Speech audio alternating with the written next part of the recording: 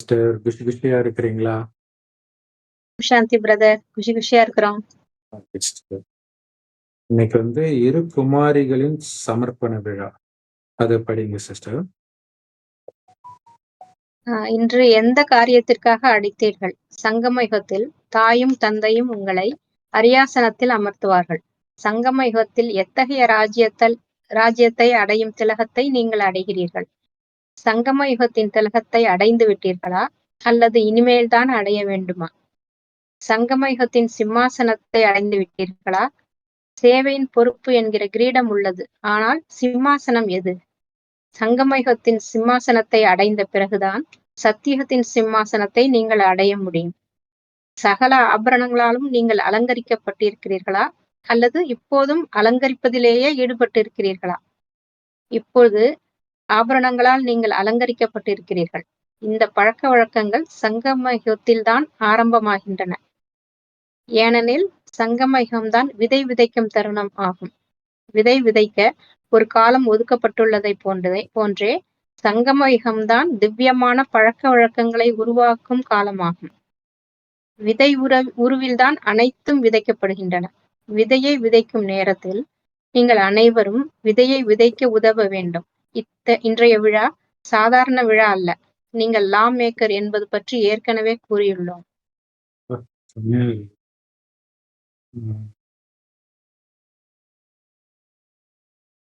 விதைக்க வேண்டிய நேரத்துல விதைக்கணும் அப்படின்னு சொல்லுவாங்களே, அந்த காலம் தாழ்த்தி போயிடுச்சுன்னா முடிஞ்சு போச்சுன்ட்டு பருவத்தை பயிர் செய். ஸோ அந்த மாதிரி இப்ப விதைக்க வேண்டிய நேரம் இந்த சங்கமயுகம். இப்ப மட்டும்தான் கடவுள்கிட்ட அடையிற நேரம். அப்ப அதுக்குன்னு ஒரு குறிப்பிட்ட நேரம் இருக்குது. கடவுள் எப்பயும் உதவி செய்ய மாட்டார். அதுக்குன்னு ஒரு டைம் இருக்குது. அதோடைய நினைவு தான் அவங்க வெள்ளிக்கிழமை நல்ல நாள், புரட்டாசி மாசம் நல்ல மாதம், அப்படி ஒவ்வொரு மதத்திலயும் வச்சிருக்கிறாங்க. ரமலான் மாதம். அப்ப ஏதோ ஒரு குறிப்பிட்ட நேரத்தில் மட்டும்தான் கடவுள் வராரு, உதவி செய்யறாரு. ஆனா என்ன உதவி செய்யறாரு தெரியாது. அள்ளி அள்ளி கொடுக்கிறாரு. அதை ஃபுல்லா அடைய வேண்டிய நேரம். அதுல சொல்றாரு பாருங்க, அலங்காரம் பெண்கள்னாலே அலங்காரம் பண்றாங்கன்றது ஆரம்பிக்கிறதே நீங்க தான்ற. இப்ப குணத்தினால சூக்ஷ்ம அலங்காரம் பண்றோம். கோயில்ல பாத்தீங்கன்னா அந்த பெண்ணுடைய சிலை கண்ணாடி வச்சு அலங்காரம் பண்ற மாதிரி சிலை இருக்கும் நிறைய கோயில்கள்ல. சாமி முன்னாடியே ஒரு கண்ணாடி வேற வச்சிருப்பாங்க. கரெக்ட். இது இல்லாம சின்ன சின்ன கோயில்ல கூட அந்த சாமி மூலவருக்கு எதிர கண்ணாடி இருக்கும். அந்த கண்ணாடி அவங்க பார்த்துட்டு இருக்கிறாங்க, அலங்காரம் பண்றாங்க அப்படின்ட்டு. சோ இப்ப சங்கமயுகத்துல அரியாசனத்துல இங்கேயே அமர்த்துறாங்க. ஏன்னா ராமர் ராமாயணத்துல காட்டுல போற வழியில எல்லாருக்கும் ராஜாபிஷேகம் பண்ணுவார். சுக்ரீவனுக்கு ராஜாபிஷேகம் பண்ணுவாரு, விபீஷணனுக்கு ராஜாபிஷேகம். எப்ப பதவியெல்லாம் கிடைக்கிறதுக்கு முன்னாடியே. அங்க ராவணன் தான் ஆண்டுட்டு இருப்பான், இங்க அவனுடைய தம்பிக்கு ராஜாபிஷேகம். வாலி ஆண்டுட்டு இருப்பான், அதுக்கு முன்னாடியே சுக்ரீவனுக்கு ராஜாபிஷேகம். அதான் இந்த சங்கமயுகம் இப்ப நடக்குது.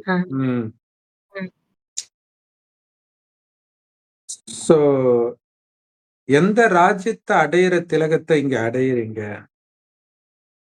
ஏன்னா இங்க சுயராஜ்ய அதிகாரி அந்த திலகத்தை தான் நாம இங்க அடையிறோம்.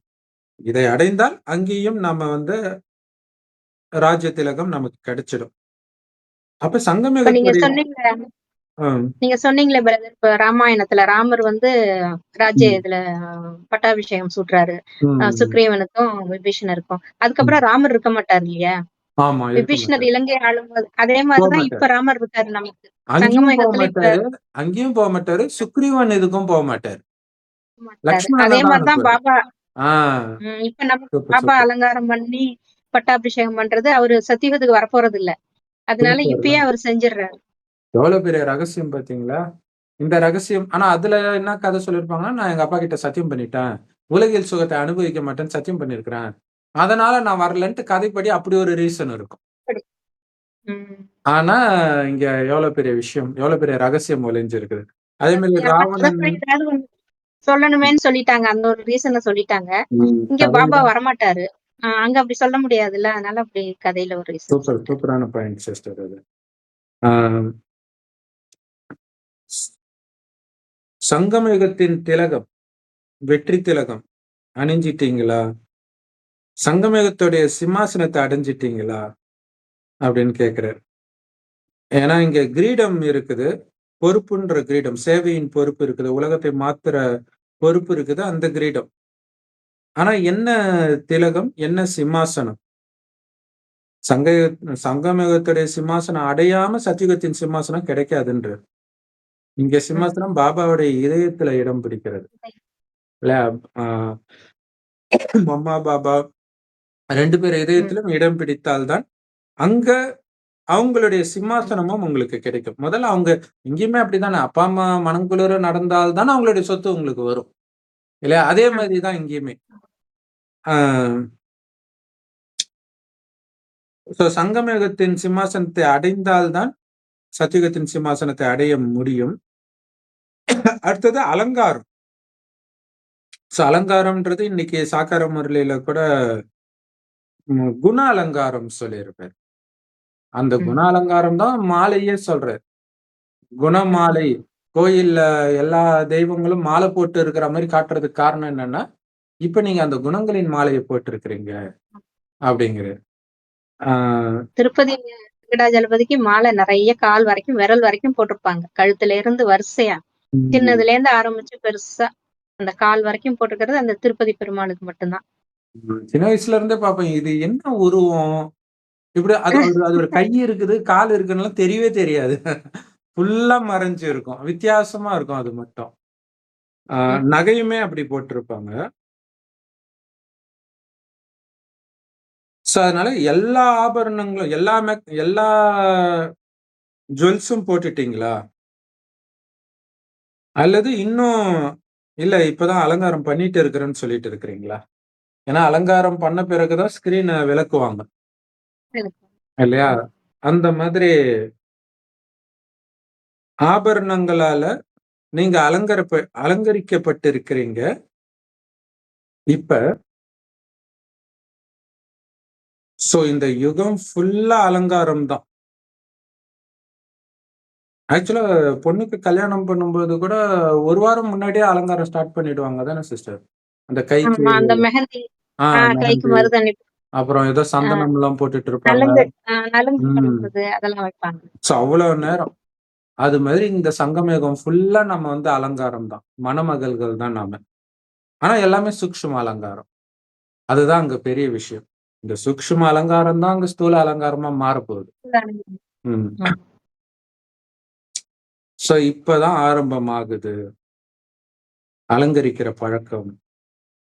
ஏன்னா இதுதான் விதைக்க வேண்டிய தருணம். காலம் பார்த்து விதைக்கணும் அப்படின்னுவாங்க இல்லையா? ஆடிப்பட்டம் தேடி விதை அப்படின்னுவாங்க. அந்த டைம்ல விதைச்சிடணும். அதுக்குன்னு ஒரு டைம் இருக்குது. விட்டீங்கன்னா முடிஞ்சு போச்சு. இப்பொழுது இல்லையேல் எப்பொழுதும் இல்லை. இன்னொரு வாய்ப்பே கிடையாது. அது அப்ப எவ்வளவு ஜாக்கிரதை, எச்சரிக்கையா இருக்கணும் இந்த நேரத்துல. ஏன்னா அந்த தெய்வீக பழக்கங்களை உருவாக்குற நேரம் இதுதான். சூப்பரான லைன் அது. விதை ரூபத்துல தானே எல்லாமே விதைப்பாங்க. அதே மாதிரி இங்கேயும் ஆத்ம ரூபத்துலதான் எல்லாத்தையும் நிரப்புறார் இல்லையா? அந்த விதை என்னமோ ஒண்ணு சொல்லுவாங்க விவசாயத்துல, என்னமோ பண்ணுவாங்க. அந்த மாட்டு சாணத்துல ஊற வச்சு ஏதோ ஒண்ணு அதுக்கு சொல்லுவாங்க. அப்பதான் அது வீரியமா இருக்கும்ட்டு. அந்த மாதிரி ஆத்மாவை பாபா நினைவிலே ஊற வச்சு பக்காவா ஆக்குறாரு பாபா. எப்படி விவசாயத்தோட எடுத்துட்டு சொல்றாரு பாருங்க. இப்ப விதைக்கிறதுக்கு நீங்களும் உதவணும். பாபா விதைக்கிறாரு, நீங்களும் விதைக்கணும், பாபாவுக்கு உதவி செய்யணும். அப்ப சரண்டர் ஆகுறவங்களுக்கும் சொல்றாரு, எதுக்கு சரண்டர் ஆகுறீங்க? சேவைக்காக தான். அதை ஞாபகப்படுத்துறாரு. உங்களையும் நீங்க அலங்காரப்படுத்திக்கணும், மற்றவர்களுக்கும் அலங்காரப்படுத்தணும். அதனால இது சாதாரண விழான்னு நினைக்காதீங்க. ஏதோ வந்துட்டோம், இவ்வளவு வருஷம் போராடணும், அப்பாடா கன்ஃபார்ம் ஆயிட்டோம் அப்படின்னு நினைக்காதீங்க. இது அந்த விஷயம் கிடையாது. இது அது அவ்வளவு நேரம் டைம் கொடுக்கறது, சில வருடங்கள் டைம் கொடுக்கறது, இவங்க ஸ்ட்ராங்கா இருக்கிறாங்களா, போயிடுறாங்களா, அது செக் பண்றதுக்காக. அவ்வளவுதான். சோ நீங்க லா மேக்கர். நீங்க பண்ற ஒண்ணும் சட்டமாகுது. நீங்க பண்ற ஒண்ணும் பழக்கவழக்கமாகுது எல்லா மதத்திலயும். அப்ப எவ்வளவு கவனம். அடுத்தது படிங்க சிஸ்டர். பழக்கவழக்கங்களுக்கான விதையை விதைக்கும் நாள் இது. இத்தகைய போதை உங்களிடத்தில் இருக்கிறதா? சகல பழக்கவழக்கங்களும் பிராமணர்களால் தான் உருவாக்கப்படுகின்றன. இத்தகைய மகத்தான உலக மாற்றம் காரியத்திற்கு நீங்கள் தான் ஆதாரம். எவ்வளவு நேரத்தில் இந்த உலகத்தை நீங்கள் மாற்றுவீர்கள்? இன்னும் எவ்வளவு நேரத்தில் நீங்கள் இதற்கு தயாராகுவீர்கள்? நீங்கள் எப்போதும் எவர் ரெடியாக இருக்கிறீர்களா?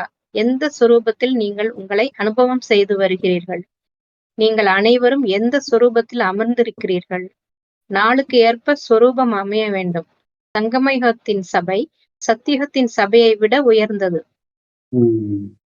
சோ இங்க விதைக்கிறதே பழக்கம். ஆக்சுவலா தொட்டில் பழக்கம் சுடுகாடு மட்டும் அந்த சின்ன வயசுல அலட்சியமா விட்டுட்டோம்னா அதுவே பெரிய பழக்கமாயிடும்.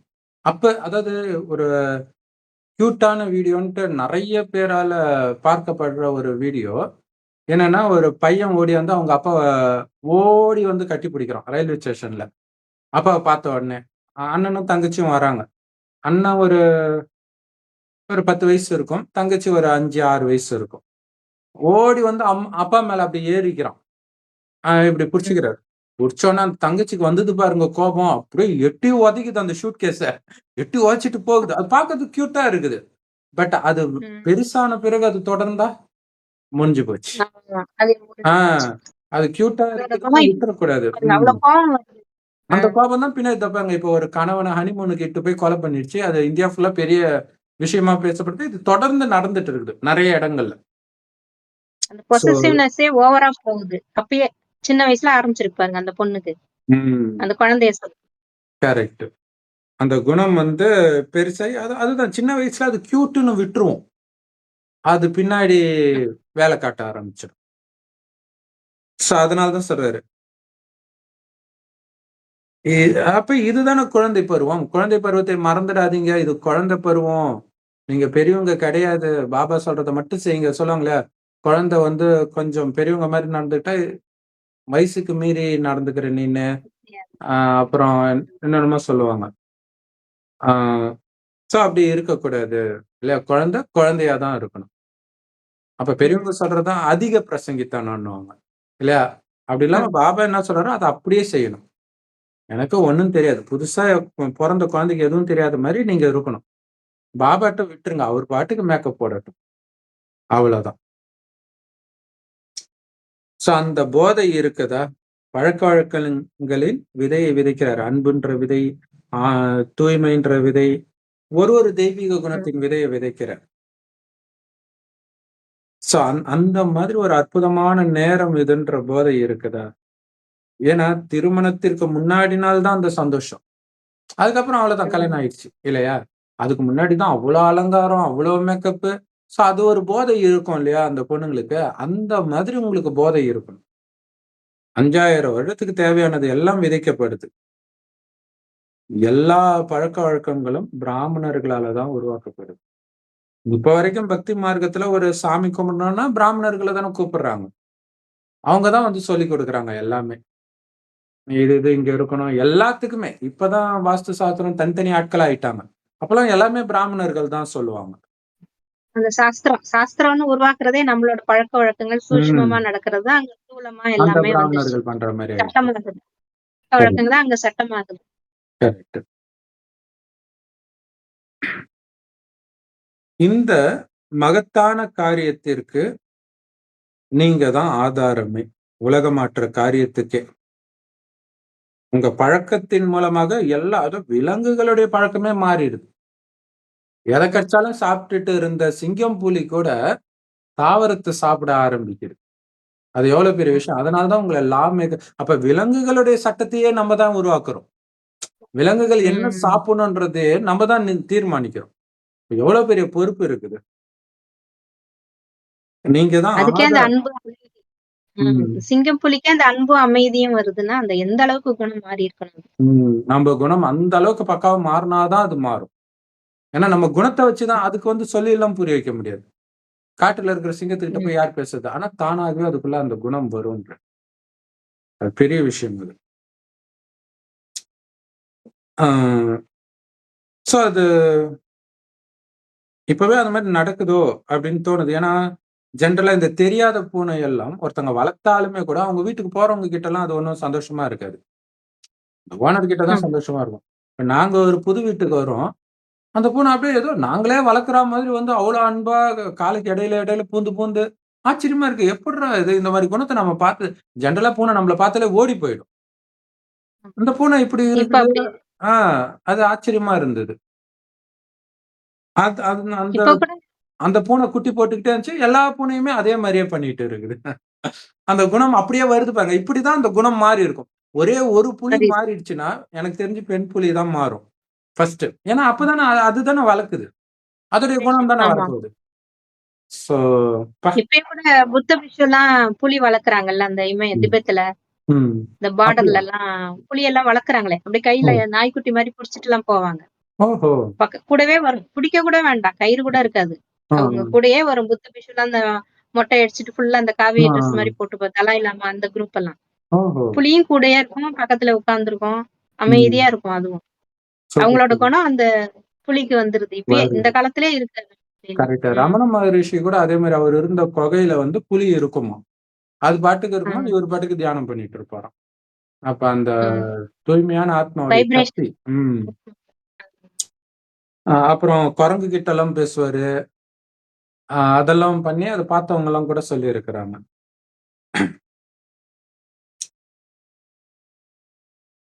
இப்ப பாபா கேட்கிறாரு. உலகத்தை மாத்துறதுக்கான ஆதாரமூர்த்தியே நீங்க தான்னா, எவ்வளவு நேரத்துல இத மாத்தப் போறீங்க? அதுக்கு நீங்க எவ்வளவு நேரத்துல தயாராவீங்க? ஏன்னா மாத்துறது 1 செகண்ட் தான். ஆனா அதுக்கு நீங்க தயாராகணுமே! அதுக்கு எவ்வளவு நேரம் தேவை? அல்லது எப்பவுமே எவர் ரெடியா தான் இருக்கிறீங்களா? நம்மளுடைய பொறுப்பை வந்து ஆழமா பதிய வைக்கிறாரு பாபா. அந்த மகாபாரதத்துல சீதையை தேடுறதுக்காக குரங்கு படைய வந்து சுக்ரீவன் அனுப்புவான். ம். அப்ப சுக்ரீவன், ராமர் எல்லோரும் வந்து அந்த படைக்கிட்ட பேசுவாங்க. அந்த ஊக்கப்படுத்தி பேசுறது, "உங்கள நம்பி தான் இருக்கிறோம். உங்களால முடியும்." அந்த அந்த விஷயம் தான் பாபா பண்ணிட்டு இருக்கிறார். நாம தான் அந்த குரங்கு சேனை இல்லையா? ஒரு ஒரு மிலிட்டரி இது. அந்த ம். ராஜ்யத்தை பிடிக்க போறோம். அதே நேரத்துல உலகத்தை மாத்தப் போறோம். எப்படி வேணாலும் இத எடுத்துக்கலாம். அல்லது விவசாயம் பண்ண போறோம். எப்படி வேணாலும் எடுத்துக்கலாம். ஆனா, ம். ஃபுல்லா சொல்றார். பெரியவர் பாபா சொல்றார். எந்த ரூபத்துல, எந்த சொரூபத்துல உங்கள அனுபவம் செஞ்சுட்டு இருக்கிறீங்க இப்ப?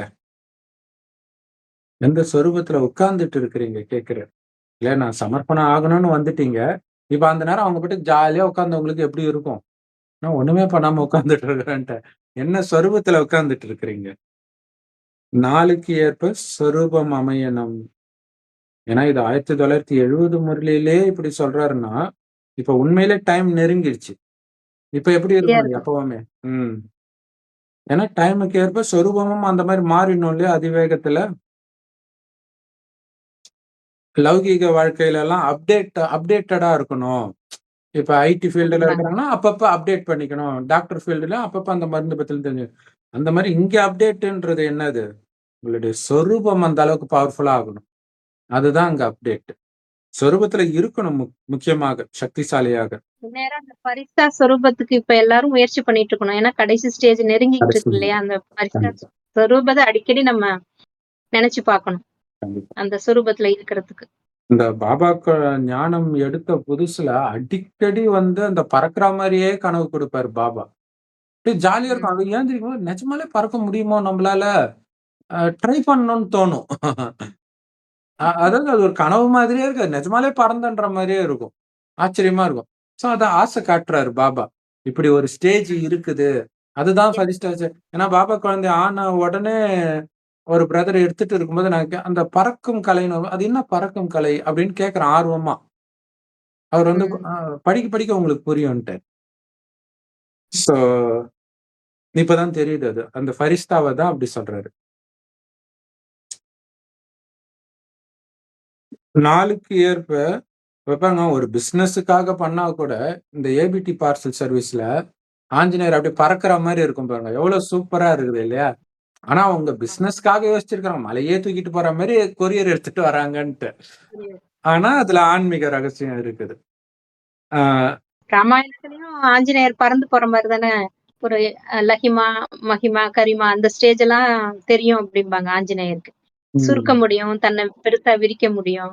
அப்புறம் கரெக்ட். மலைய தாண்டுறது, பறக்கிறது அது எல்லாமே ம். ஆஞ்சநேயரால முடியும் அப்படிம்பாங்க. கரெக்ட். தன்னுடைய அஷ்டகலை, தன்னுடைய சொரூபத்த சொரூபத்த மாத்திக்கிறது. மாத்துறது. ம். சங்கம யுகத்துடைய சபை சத்யுகத்தின் சபையை விட உயர்ந்தது. ஆக்சுவலா இன்னைக்கு சாகார முரளிலே இது வரும். சிவசக்தி இணைந்த சொரூபத்துல இருக்கிற உங்க முன்னாடி லக்ஷ்மி நாராயணனுக்கெல்லாம் மரியாதை கிடையாதுன்ற. அந்த பார்வதிக்கு தான் அவ்வளவு மரியாதை. கரெக்ட் தான். நம்ம என்ன லட்சுமி நாராயணன் கோயிலுக்கா போயிட்டு இருக்கிறோம்? லக்ஷ்மிக்கு எங்க கோயில் தனியா இருக்குதா? எங்கேயாச்சும் கிடையாது. இருக்கும்னு நினைக்கிறேன். ரொம்ப ரேரா இருக்கலாம். ஆனா அம்மனுக்கு தெருவுக்கு தெரு கோயில் இருக்குது. அம்மன் ஆமா. கோயில் இல்லாத ஊரே இருக்காது. சின்ன சின்ன கிராமத்துல கூட வேற எந்த கோயிலும் இல்லாட்டினாலும் அம்மன் கோயில் இருக்கும். ஆ ராமர் கோயில் அந்த ராமர் கோயில்ல தான் லட்சுமி இருக்கும். மகாலட்சுமி தாயார்ன்னு சொல்லிட்டு பெருமாள் கோயில்ல லட்சுமி பெருமாள் அதுக்கு கோயில். ஒரு சன்னதி இருக்கும். சந்நிதி தனியா மட்டும். இருக்காது. கரெக்ட். சன்னதி மட்டும் இருக்கும். அப்ப சத்யுகத்தின் சபையை விட உயர்ந்தது. கரெக்ட் தான். ஏன்னா இப்ப விஷ்ணு கோயில்ல வந்து நல்ல அலங்காரம் இதெல்லாம் இருக்கும். ஆனாலும் அதை விட கூட்டம் சிவன் கோயிலுக்கு தானே போகுது. அந்த வைப்ரேஷன் ஆமா. அங்க அலங்காரம்னா தங்க நகை அலங்காரம் இருக்காது. அபிஷேகம் பண்ணுவாங்க. இப்ப அந்த பூ கொஞ்சம் வைப்பாங்க. அதுவும் பெரிய கோயிலுக்கு தான் பூ அலங்காரம் இருக்கும்னு நெனைக்கிறேன். பட் இருந்தாலும் அதுதானே புடிச்சு ம். இழுக்குது எல்லாரையும். ம். ஆ கரெக்ட். இது ஆக்சுவலா ஒரு ஊர்ல, ஒரு கிராமத்துல ஒரு சிவன் கோயில். அங்க விஷ்ணு கோயிலும் இருக்கும். அதுவும் பெருசா தான் இருக்கும். பட் அது நல்லா ம். மெயின்டெயின் பண்ணுவாங்க. பட் இந்த சிவன் கோயில்ல பார்த்தா பாம்புலாம் வரும். பெரிய பெரிய பாம்புலாம் உள்ள இருக்கும். அப்பயும் மக்கள் அங்கேயும் போயிட்டு தான் இருக்கிறாங்க. ஏன்னா இப்ப ஆமா. சங்கமிகம் அப்படித்தானே இருக்குது. இல்லையா? இது சொர்க்கம் கிடையாது இல்லையா? எல்லாமே இருக்கும். அது ஆச்சரியமா இருக்குது. அதான் சத்தியுகத்தின் சபையை விட உயர்ந்தது சங்கமிகத்துடைய சபை. ஆக்சுவலா 2 பாபா குழந்தைங்க சந்திக்கிறாங்கன்னா, இப்ப அங்க ராஜ தர்பார் நடக்கும் சொர்க்கத்துல. அங்க என்னன்னா ராஜா இருப்பாரு, பிரஜைகள் இருப்பாங்க. அல்லது முக்கியமான பதவியில இருக்கிறவங்க இருப்பாங்க. ஆலோசனை சொல்வதற்கு அந்த மாரி இருப்பாங்க. ஆனா இங்க 2 பாபா குழந்தைங்க சந்திக்கிறாங்கன்னா, 2 ராஜாக்கள் சந்திக்கிறாங்க. இல்லையா? இது எவ்வளவு பெரிய விஷயம் இது. அதான் பாபா உங்கள தனியா நினைச்சுக்காதீங்கன்னு சொன்னாரு பாருங்க. ஒவ்வொருத்தர் பின்னாடியும் ஒரு உங்களுக்கு பின்னாடி ஒரு ராஜ்யமே இருக்குது. சோ அந்த போதை இருக்கணும்ன்றாரு. இது எவ்வளவு பெரிய விஷயம். ஒரு சோழன் ராஜாவும், ஒரு பாண்டிய மகாராஜாவும் சந்திக்கிறாங்கன்னா, அது எவ்வளவு பெரிய விஷயம். ம். இல்லையா? இப்ப கூட அப்படித்தானே இந்த போதை இருக்கும். அமெரிக்க அதிபரும், இந்திய அதிபரும் சந்திக்கிறாங்க. லண்டன் அதிபர் சந்திக்கிறாங்கன்னா, அவங்களுக்கும் அது அப்படி ஒரு போதை இருக்கும் தானே! ஆனா நம்ம ம். ராஜ்யத்துக்கு முன்னாடி அது ஒண்ணுமே இல்ல. ஏன் உங்களுக்கு அந்த போதை இல்லன்றாரு.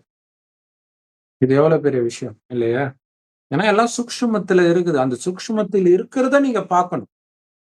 அதுதான் ம். முக்கியமான விஷயம். அதான் 3வது கண். அதுக்கு தான் 3வது கண் குடுத்துருக்காங்க. திவ்ய திருஷ்டின்னு அதுக்கு தானே குடுத்துருக்காரு பாபா. அந்த ம். சூட்சுமத்திலேயே வாழணும், சூட்சுமத்தையே பார்க்கணும்ன்ட்டு தானே. கண்டிப்பா. ஆத்மாவே ஒரு சூட்சுமம் தான். எல்லாமே சூட்சுமத்துல நடக்கிறது. பார்க்கறது ம். எல்லாமே சூட்சுமம் நடக்கிறது. சூக்ஷ்ம லோகமே இதுதான். சங்கமேகம் தான் சூக்ஷ்ம லோகமே. சர்வ ஆபரணங்களாலும் அலங்கரிக்கப்பட்டு நீங்கள் வருகிறீர்களா? அல்லது இந்த குமாரிகளை மட்டுமே பார்த்து வருகிறீர்களா? சங்கமயுகத்தின் ஒவ்வொரு அலங்காரமும் சத்தியுகத்தின் அலங்காரத்தை விட மிக சிரேஷ்டமானதாகும். பாப்தாதா இவ்வாறு அலங்கரிக்கப்பட்டுள்ள மூர்த்திகளை பார்த்து வருகிறார். இங்குள்ள கிரீடத்தை ஒப்பிடும்போது சத்தியுகத்தின் கிரீடம் ஒன்றுமே இல்லை. சங்கமயுகத்தின் கிரீடத்தை நீங்கள் தரித்திருக்கிறீர்கள். இந்த கிரீடமும் சிம்மாசனமும் நிரந்தரமாக இருக்க நீங்கள் எத்தகைய முயற்சி செய்வீர்கள்? இதற்கு 3 அம்சங்களை நீங்கள் நினைவில் வைத்திருக்க வேண்டும். இந்த சமர்ப்பண விழா மற்றும் முடிசூட்டும் விழாவின் பழக்கவழக்கங்கள் சங்கமயுகத்தில் ஏதாவது ஒரு முறையில் நடந்து வருகின்றன.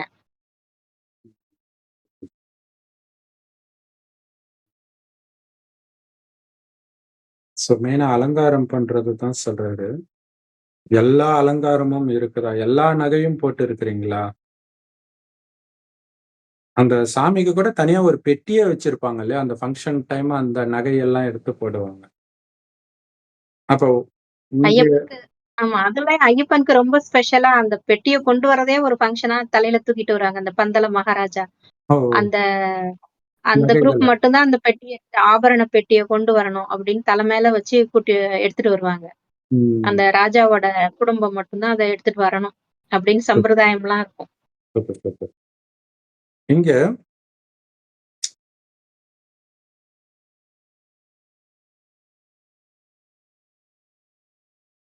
சூப்பரா சொல்லப்போனா இந்த குமாரிய மட்டும் தான் பார்த்துட்டு வந்திருக்கிறீங்களா?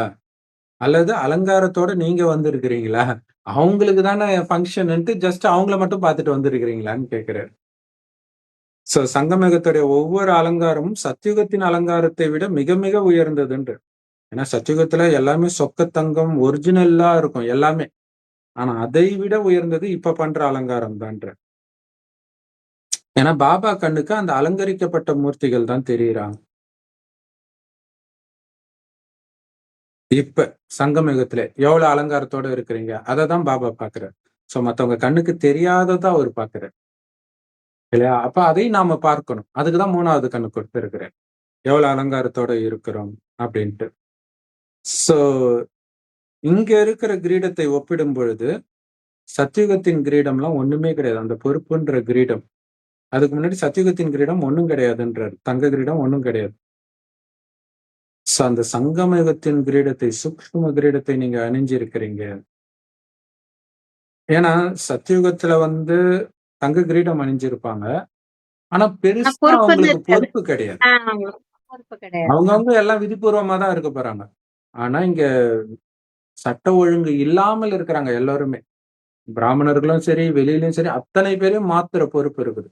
எண்ணத்தினாலயும், நடத்தையினாலயும். இப்ப என்னை கண்டவன் பிதாவை கண்டான்றதான் நமக்கு தாரக மந்திரம். கடவுள் எப்படி இருப்பாருன்றத நம்ம நடத்தையின் மூலமாக ஒரு வினாடியும் ஞாபகப்படுத்திக்கிட்டே இருக்கணும்.